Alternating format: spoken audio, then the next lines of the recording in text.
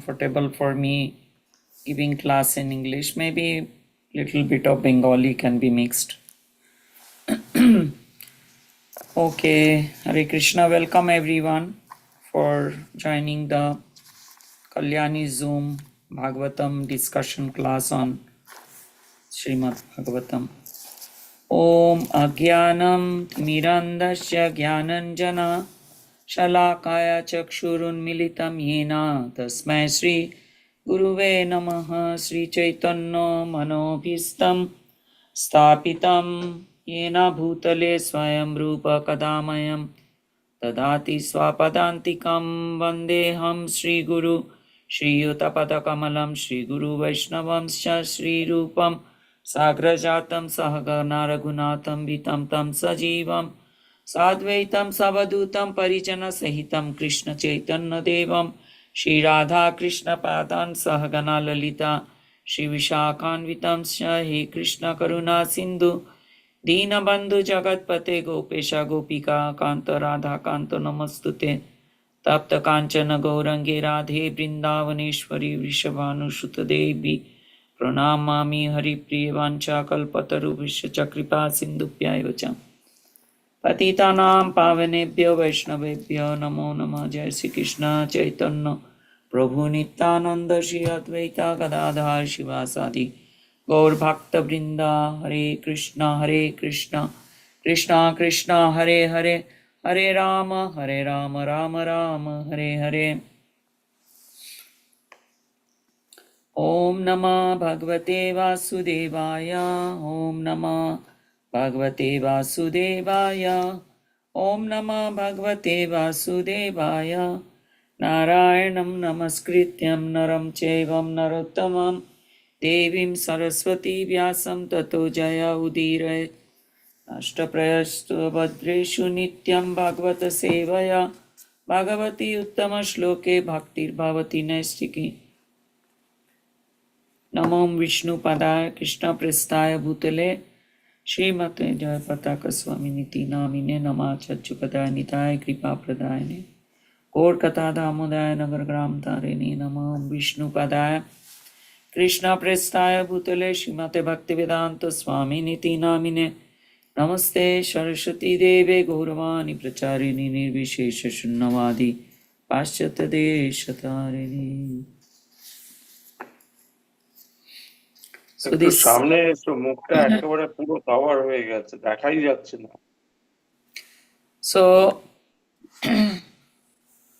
এখানে লাইট লাইটের জন্য না, মুখটাই দেখা যাচ্ছে না, মুখটা একেবারে নিচে চলে যাচ্ছে।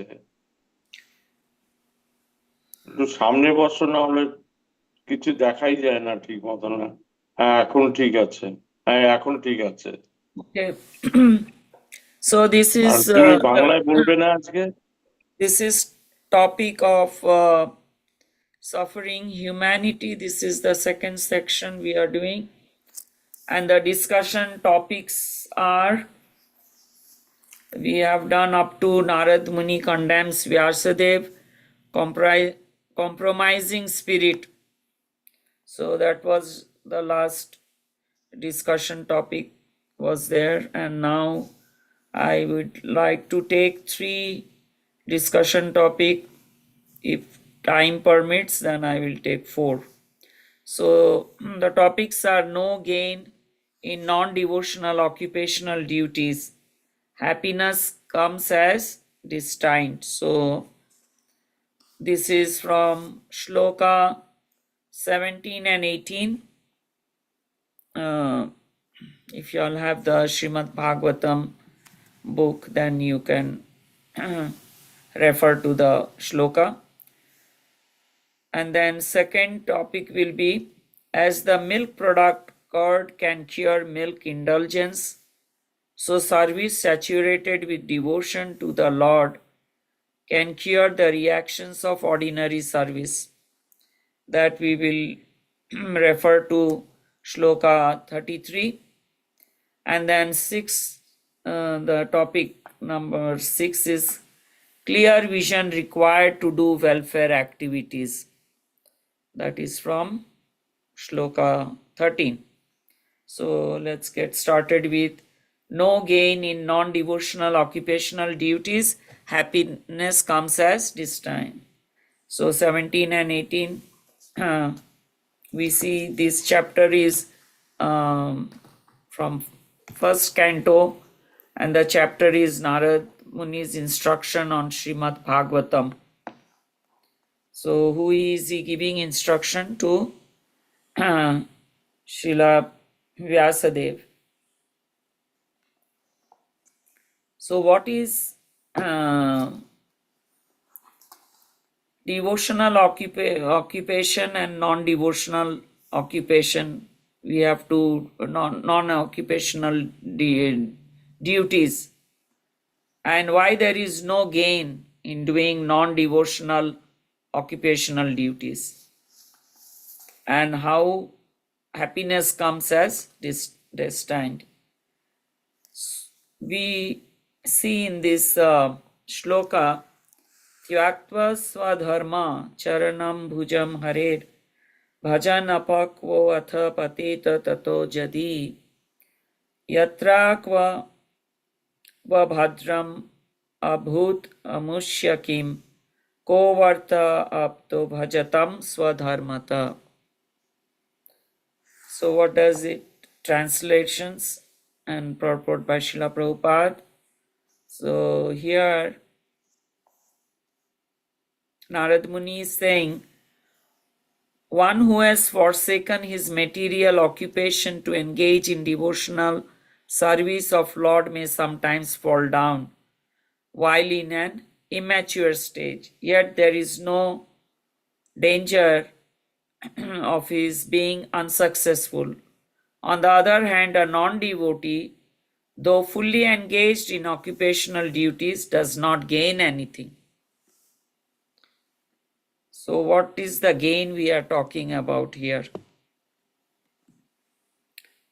So the gain is the one who is in devotional duties. His gain is that he is he's doing some surrendering service to the Lord, and his gain is he becomes successful in discharge of service of Lord, and he can carry on with that little endeavor, the little prachesta he had.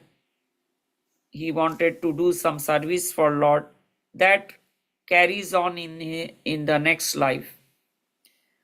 Whereas the non-devotional duties that one do has got no gain, because either he will get some little happiness after doing this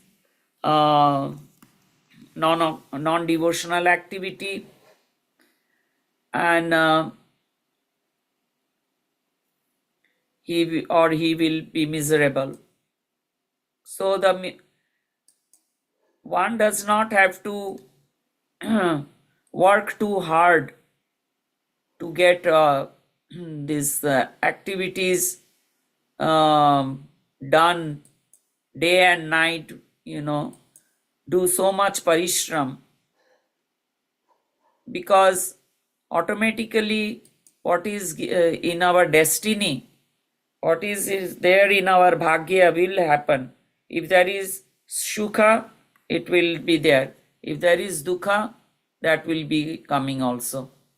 So sukha and dukha, this duality will be there in the material work. Sometimes misery, sometimes happiness, sometimes gain of something, sometimes we lose something, whether we lose sometime our home, or sometime we we lose our job, sometime we lose our work, means job, or we lose our money. Sometimes we gain our some money. So this is a constant thing in the material world. And here we see in the Tatparja, the purport of Srila Prabhupada, that Narad Muni is saying that one who has left all this material occupation and he is doing some devotional service with sometimes one surrenders unto service of Lord by some temporary sentiment, and he may fall down due to immaturity or bad association, or he might die untimely. These are some of the reasons that in his service he might not be fully matured, but at least he started doing something in devotional. So there is no loss, because we see Bhagavad Gita, we have read several times regarding this Swalpa Sadharmasya, little work in devotional, in the bhakti marg, carries us to the next stage in the. If you have started your bhakti, if you are at level ABCD or 1 to 10, we can say, take a count. So he didn't get the full bhakti, he is at level 5, number 5 he has reached. So he will start in next life from number 6. So that is how the calculation is kept very accurately. And we see that na iha abhikrama nashasti pratyavaha na vidyate swalpa api asya dharmasya triyate mahata bhayat. So in this endeavor, there is no loss. Little advancement can protect us from the greatest danger. What is that greatest danger? That we are born again. We don't have the fear of death, because we know, we have the confidence that we have done something and then next life it will continue. So a little bit of some surrender he has. We have been given some examples of very exalted personality like Bharat Maharaj. He was the emperor of the whole Bharatvarsha, whole world. He was actually emperor. But what happened? He left his kingdom and he wanted to practice bhakti. The last stage of his life, he was in the bhava stage, and after bhava the prema comes. The 9th stage, he was just close to the prema stage of the Lord. But it so happened that he got attached to a stag, that is a young one of a deer. We know the story that Bharat Maharaj was in his ashram. He left his kingdom, beautiful wife, and all the other family members. He left everything and he went to the solitary place in the forest, and in his ashram he was meditating on the Lord. And it so happened there was a deer who was chased by a tiger, and that deer who was pregnant and was carrying this young deer, she fell in the water.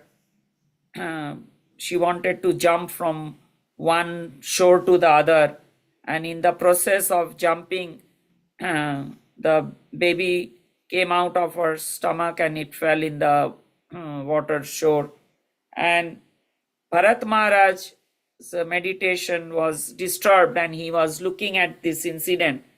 And then the mother deer is gone, the tiger is gone, the baby deer is there, and now he goes and brings the baby deer to his ashram, and the long story that he is every day taking care of that baby deer, and he gets very attached.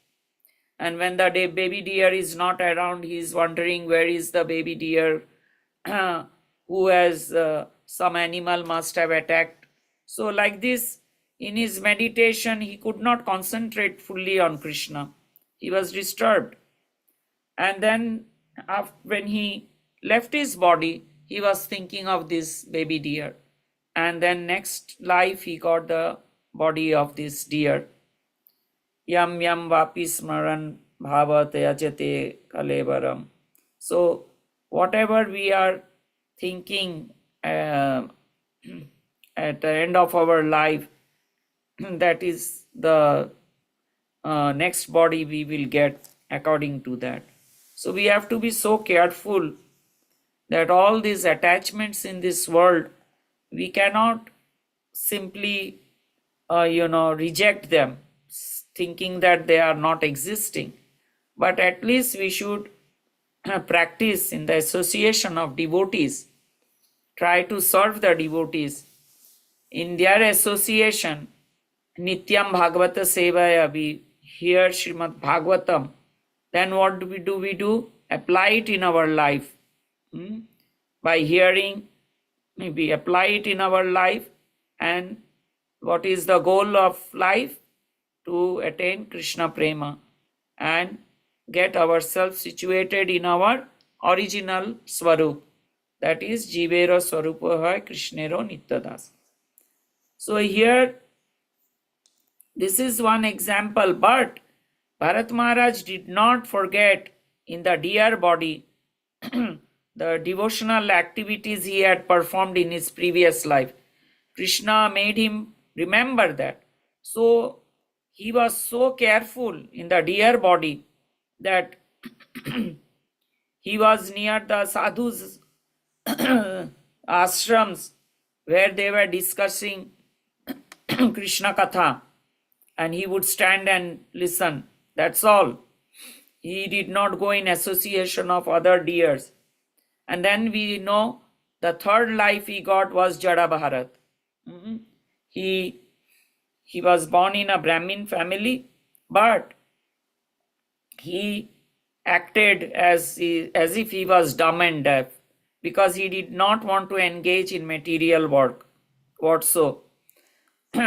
He wanted to stay aloof. And then in that body, then he started giving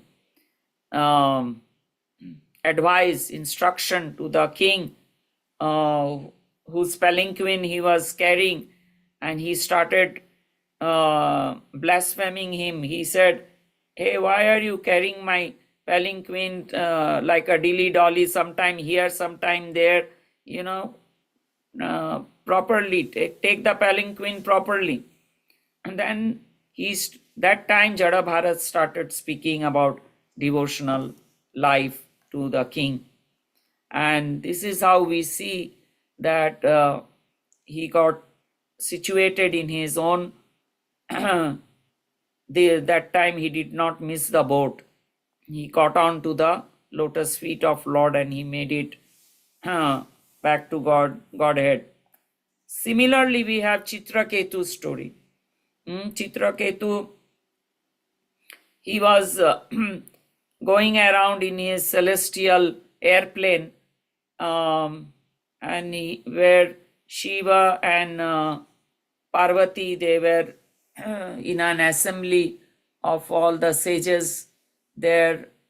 In front of them, Shiva had put Parvati on his lap, and he was sitting there because he is unaffected by all these things, but externally it seemed,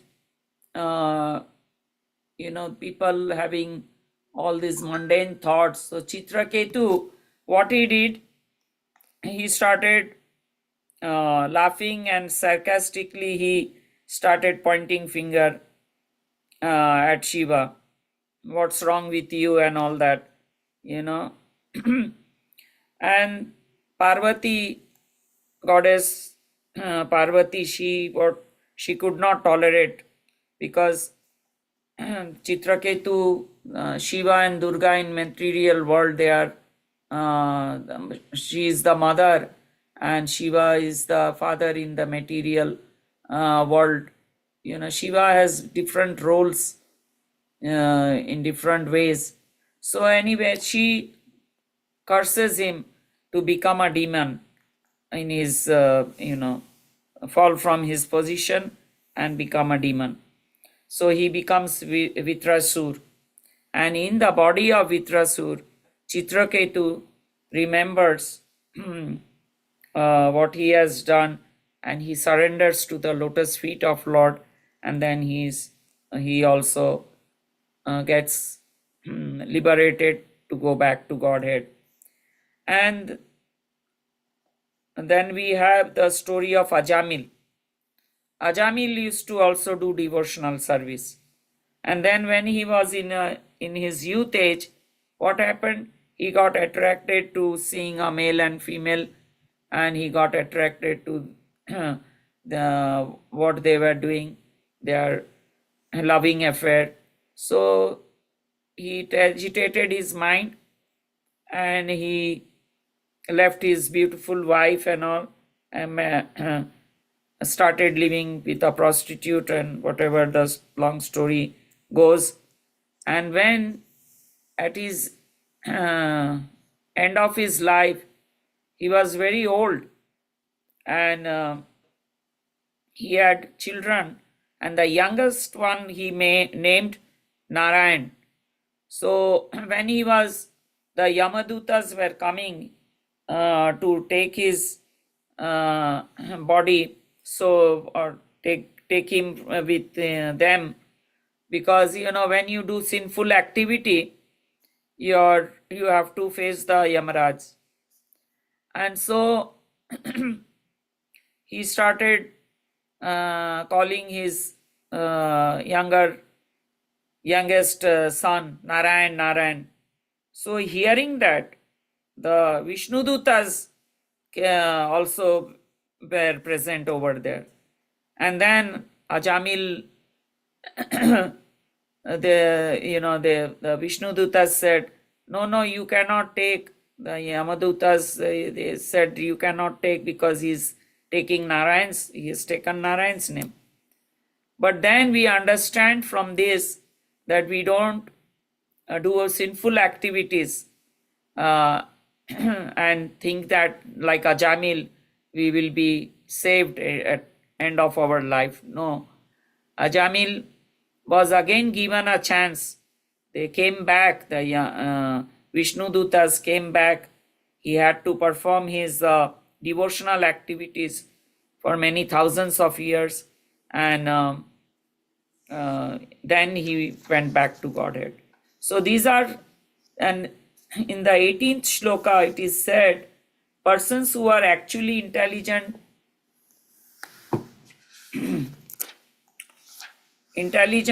and philosophically inclined should endeavor for that purposeful end which is not obtainable even by wandering from topmost planet Brahmaloka to the lowest planet Patal Lok. As far as happiness derived from sense enjoyment is concerned, it can be obtained automatically in course of time, just as in course of time we obtain miseries even though we do not desire them. So there are different lokas, like I just said. We will get according to what kind of sense enjoyment we are doing. We can derive happiness temporarily. It is automatically given to us, and sometimes we obtain some miseries that we don't want. So here in the purport it is given that sometimes we go to the higher planet, like to have somaras. In the moon planet, the inhabitants, they drink this somaras and it is a beverage, that is a drink which is very, very, it's like amrita. And they have long span of life. in the moon planet, 10,000 celestial years. I guess that is the calculation of living in the moon planet. Then they some go to have higher enjoyment in the Swargalok, um, and then they go to even Pitralok. They do some charitable work, and the forefathers, ancestors where they are living, they go there. So these are just a temporary arrangement, because end of the day, like when their punya is finished and they have to come back to this material world again. Punarapi jananam punarapi maranam. So they have not made the successful endeavor for uh, getting out of this material bondage, material existence, the attachment which is other than serving the lotus feet of Lord. They have not made those arrangements. It's just they want to have a higher enjoyment with a lot of family, friends around. Those enjoyment they are like Shina Punya, means within few minutes it's exhausted. We think that is a very long life, but according to material calculation, it is very long, but it is just a short time that they are enjoying, even though it might look that it is, when you obtain the Brahma Lok or in other lokas or in the demigod planet, everywhere there is Sukha. Even the dogs and the pigs, they also are enjoying. It's not that they are not enjoying. They also have they are doing sense enjoyment according to their consciousness, limited consciousness they have.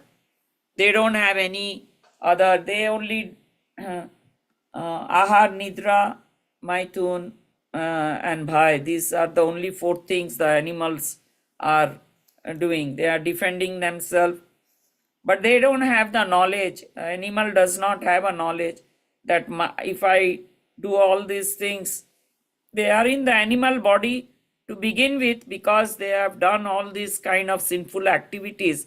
That's why their Chetana is very, very subdued. A tree does not have that kind of consciousness that a human being can have. Even human beings, they are given different kind of intelligence according to their karma and according to their actually devotional activities. Dadami buddhi yogam. Where a person who is in human form and he is trying to serve the lotus feet of the Lord, he is given the buddhi by Lord. It does not come from externally from somewhere. When we are taking initiation, we surrender to the lotus feet of our Guru Maharaj, the Guru Parampara. They give us the Divya Gyan, Hriday Prakashita. They give us that Divya Gyan. So we humbly pray to their lotus feet all the time that, please keep us engaged in the service of Guru and Krishna. So nobody can get out of this Janma Mrityu Jara Vyadhi. So we are already in this material world, so we have to make the best out of the bad bargain. So we see that two persons born in the same place at the same time are seen differently placed according to previous work because of their karma. So at the same place, two people are born, and one person is very poor, the other one is very wealthy. Why these things we see in this world? Because we have karma related reaction of our karma, which is aprabdha, which is not, it is in a fructifying stage, that we have to wait to get that.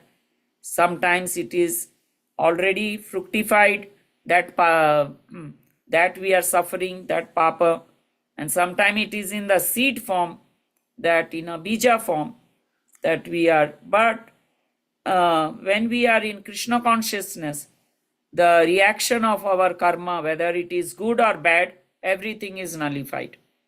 How nice it is, isn't it? We don't have to come back for punya thing we have done to the higher planet. We don't have to come for bad things. Only thing is our sincerity, and we try our best to keep ourselves focused in our devotional activities. We can do your household work or your office job, doesn't matter, but we have to be Krishna Kendra. That's it. And our goal of life should be going back to Godhead. That is what is written in the Tatparja. Otherwise, it is Shram eva hi kevalam. We do all these flimsy things, and we don't endeavor to go back to Godhead, then it is just waste of human life. Okay, now the second one is as the milk product, curd can cure milk indulgence. So service saturated with devotion to Lord can cure the reactions of ordinary service. So let's go to the shlok number 33, and there we see amayo yascha bhutanam jayate jena suvrata tadeva hi amayam dravyam na punati chikitsitam. O good soul, does not a thing applied therapeutically cure a disease which was caused by that very same thing? So here we see that what is the physician's job. Somebody is having acute case of diarrhea because he has eaten too much kheer or rasgulla or whatever he has eaten. And that physician, if he is an expert physician, he knows that the the cause of his diarrhea is the milk product, and he treats him with the same the milk product, which is transformed into curd, because the curd, when mixed with little bit of chira or little limbu or black pepper, Srila Prabhupada has given a lot of explanation on that in his recorded lectures, that we put little limbu or little kala mirich in it and then have the curd. That will take care of your diarrhea.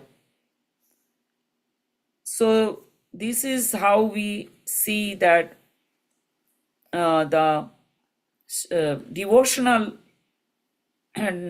activities that we do for the service of the Lord, when it is saturated, means it has become very matured and very advanced in spiritual life, then it can get us out of the reaction of our ordinary activities. Just like in the previous shloka, I explained that the good and bad pratikriya of the karma is nullified. And how do we do this? In this material world, we don't try to take the material things and try to when we are suffering in this world with these three klesha, Adi, Adhyatmik, Adi Bhautik, and Adi Devik. The klesha that is created from mind and body, Adhyatmik, then Adi Bhautik, that klesha, misery that is caused by others, and then Adi Devik is the klesha that is arranged by the nature, natural calamities like flood, famine, etc., COVID. These are the natural calamities. We are helpless in those situations. So when we have a material disease, we are trying to enjoy our senses. So, and we are suffering. The consequence is that result of so much Indra Tripti, just like eating so much Rasgulla, we got diarrhea. Similarly, when we are doing over Indra Tripti, sense enjoyment, then we become useless actually. We lose our sanity. So, how do we treat that? Do we treat that with more sense enjoyment? No. We try to dovetail everything into the material activities we can spiritualize. How? The conception of material things that we have, if we put it in the service of Lord, then it is spiritualized. Then we are saved. This Bhautik Jagat, we are suffering with this material disease, Bhavarog. Bhavarog, we want to enjoy, we want to laud it, we want to become the master of this material nature, not knowing that we are under the control of Maya Devi. And this is the material disease. And we can, when we are away treated for this material disease, then we can understand that there is nothing except the Supreme Brahman. The Supreme Brahman, the absolute truth, is everything. So, the Vedic mantra that everything is Brahman is thus realized by us. So, everything in this world, whether it is in the material world, it is in spiritual world, everything belongs to Krishna.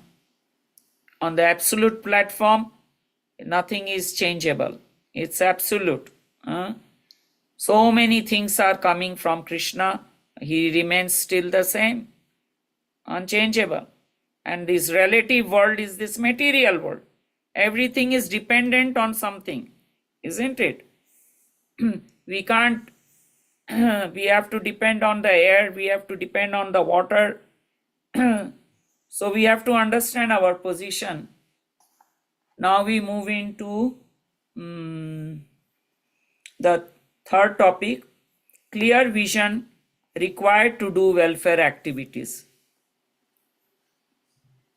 Okay, so that is shloka 13. 13 number shlok. From 33 we go back to 13.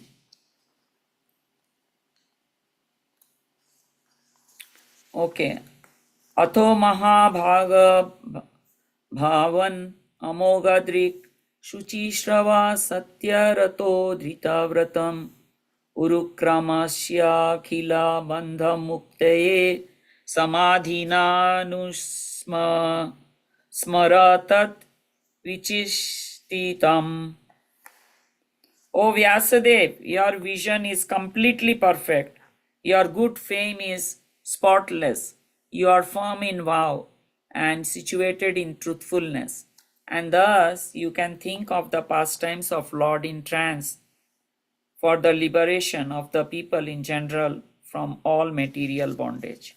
So here Narad Muni is telling Vyasadev, you have perfect clear vision to do the welfare activities. For whom? For the general people who are suffering in this material world.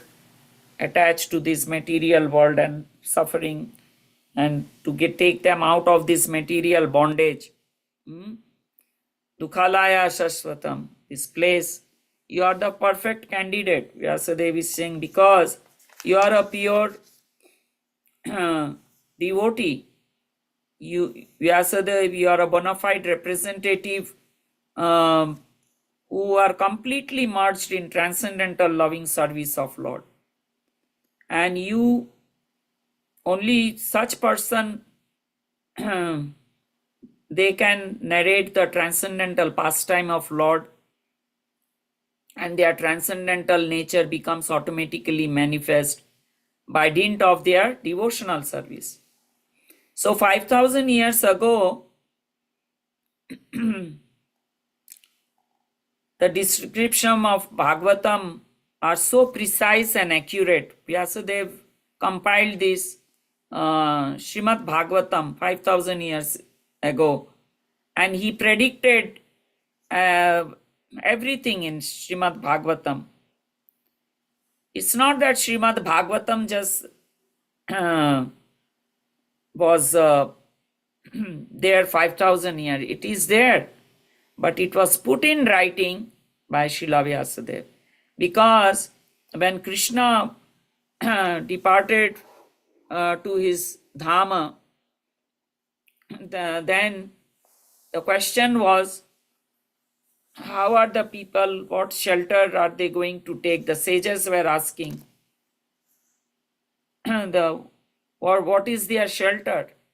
So Srimad Bhagavatam is the Krishna is going to appear as Srimad Bhagavatam, and his pastimes are narrated here, and people will be reading Srimad Bhagavatam and they will be liberated from this material bondage and take to the lotus feet of Krishna, and they will do devotional service. So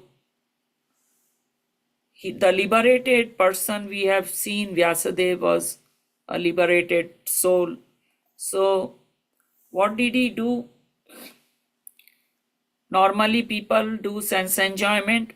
They want to engage all their senses in enjoying. All the senses are engaged in their own selfish sense enjoyment.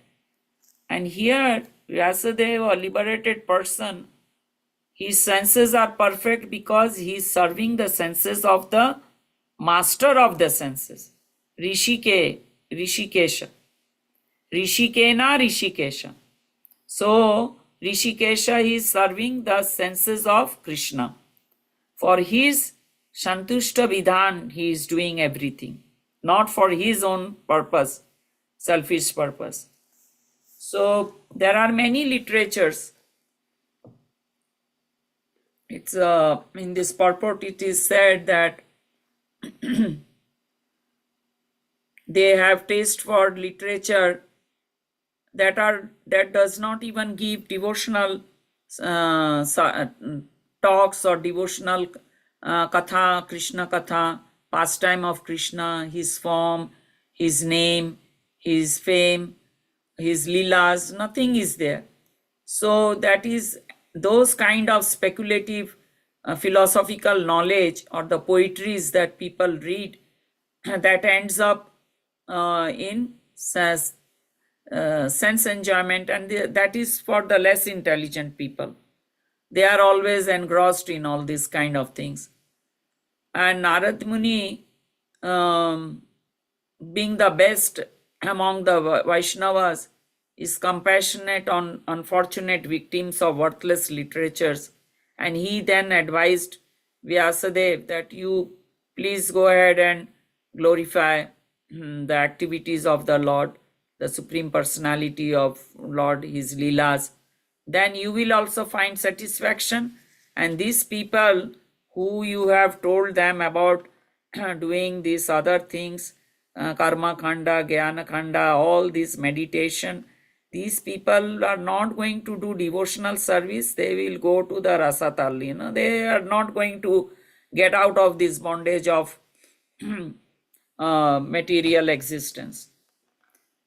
So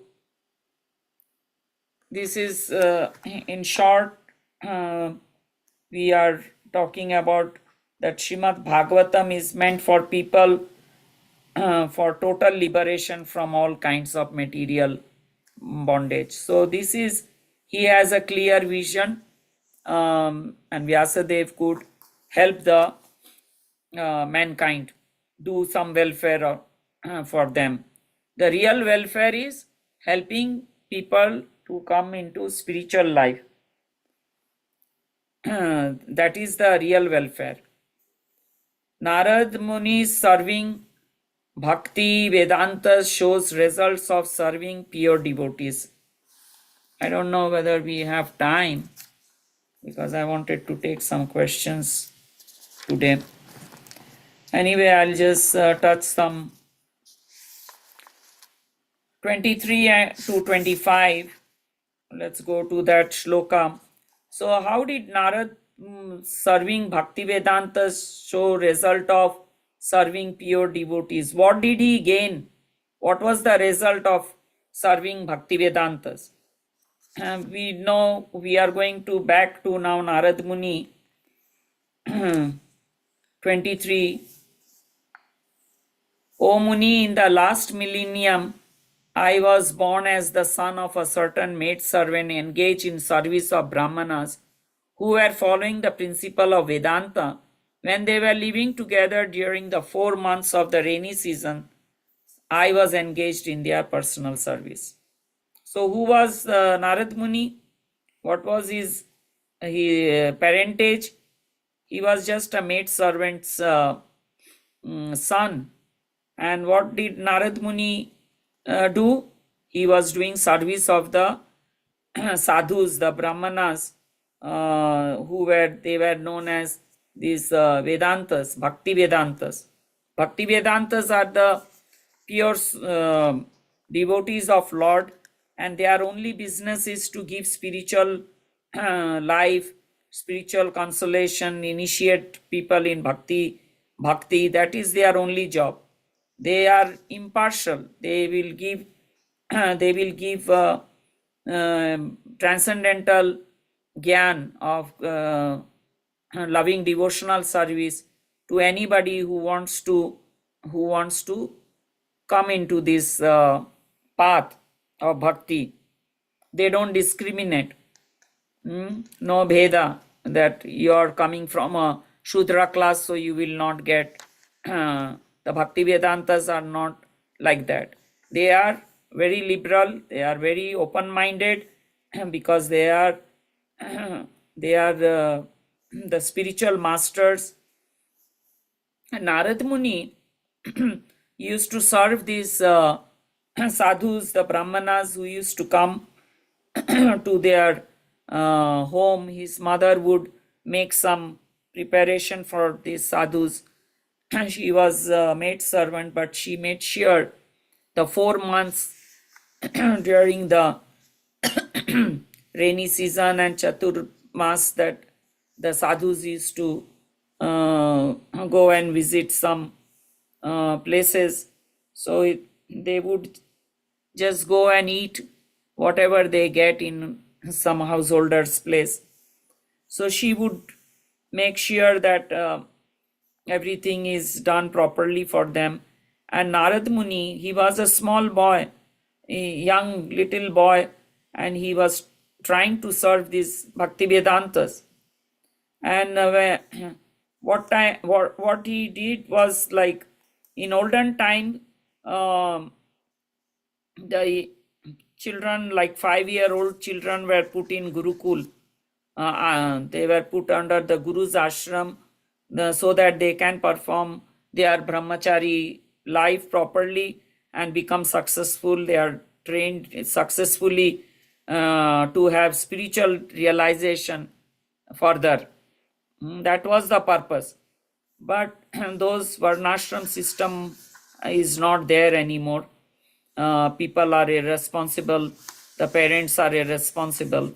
They don't, it's just based on sense enjoyment. The marriages are happening.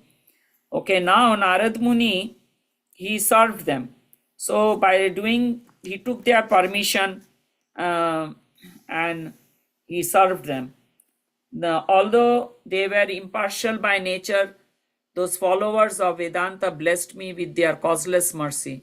So Narad Muni is telling Vyasadeva, they blessed me with Ahituki Kripa they gave me. As far as I was concerned, I was self-controlled and had no attachment for sports even though I was a boy. In addition, I was not naughty and I did not speak more than required. So these qualities were already there in Narad Muni. He was not going and playing like other children.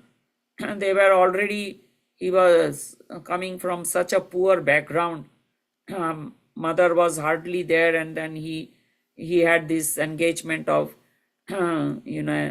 doing some service for this 4 month. These sadhus are coming. But what is the result of this serving these Vedantas? The tremendous result. What he used to take their permission and also remnants of their food, whatever they left after eating the prasad, they are prasadam. Their remnants are known as prasadam.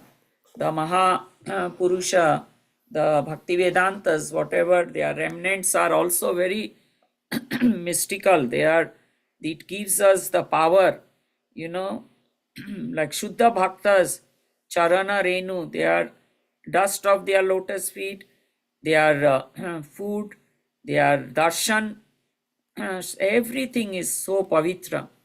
Nothing is uh,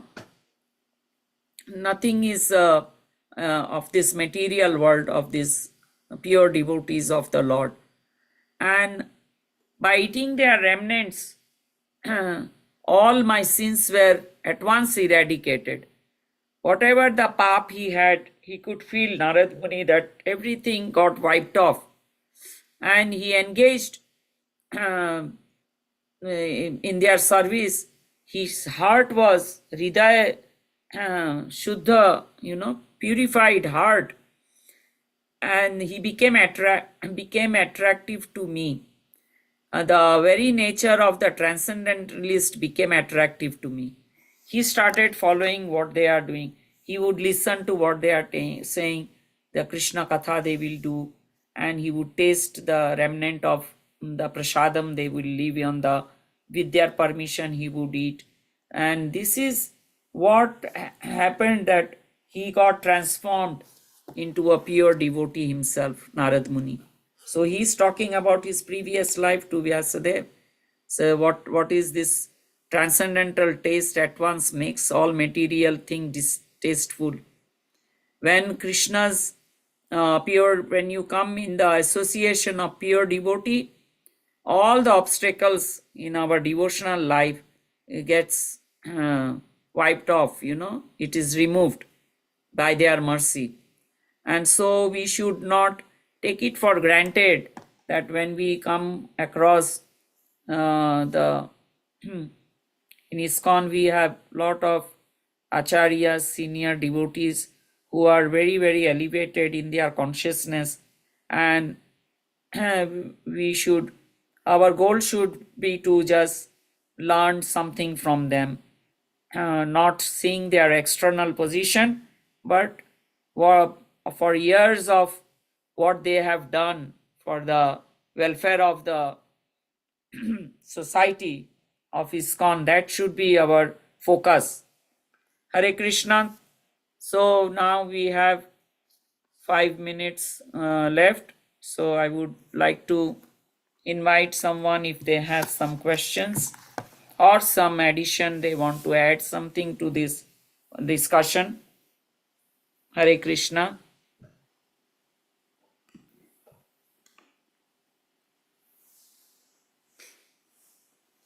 So nobody has joined today? No participants in English? Oh, wow. That is not good. Because you But gave class in English. Acha. if some had Okay, then joined, ঠিক আছে, then I will try to give in Bengali. yeah, some joined and then they left. Oh, okay. Yeah, you try to give. You can Okay, mix Hare between Krishna. English and Bengali. It's all right. Hare Okay, Krishna. so nobody is there. There are no questions. So We can end it here then today. That was good class. Thank you very much. Hare Krishna. Okay.